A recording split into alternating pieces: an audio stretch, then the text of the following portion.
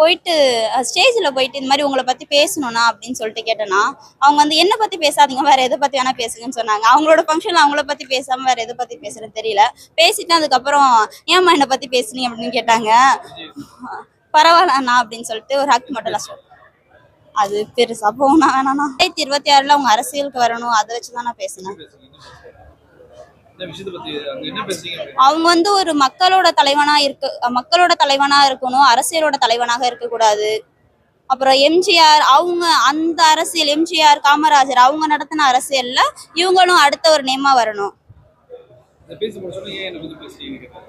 என்ன பத்தி தான் பேச வேணாம்னு சொன்னேன்மா, ஏன் பேசுனீங்கன்னு கேட்டாங்க. பரவாயில்லன்னு சொல்லிட்டு ஒரு ஹக் மட்டும் கொடுத்துட்டு வந்துட்டேன். இல்ல, அவரை கிட்ட பார்க்கும்போது ரொம்ப அப்படியே வெளியால பாக்குற மாதிரி எல்லாம் இல்ல, ரொம்ப அப்படியே காமா பீஸ்ஃபுல்லா இருந்தாரு.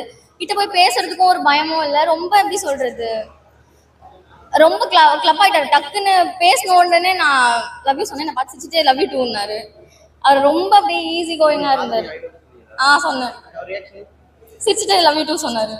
தளபதியோட கட்சி வந்து இளைஞர்களோட கட்சினா, இந்த நாட்டையே இளைஞர்கள் தான் கட்டி ஆளுறாங்க. அவங்களுக்கு தெரியாததா? அவங்க 1000 குறைகள் சொல்லிட்டு தான் போவாங்க. அதெல்லாம் நம்ம காதுல வாங்கிட்டு இருக்க முடியாதுல்ல.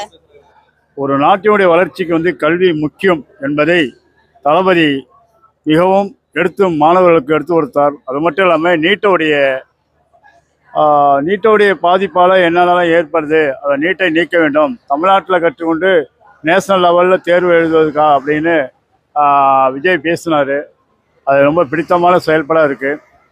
அது மட்டும் இல்லாமல் மாணவர்களோட ஒன்றுக்கொண்டு ஒருங்கமைந்து மாணவர் போல அவரும் பகிர்ந்து தன்னுடைய கருத்துக்களை பரிமாறினார். இதனால் மாணவர்களுக்கு மிக்க மகிழ்ச்சியும் அவரை சார்ந்த பெற்றோர்களுக்கும் மகிழ்ச்சி ஏற்படுத்தியுள்ளது.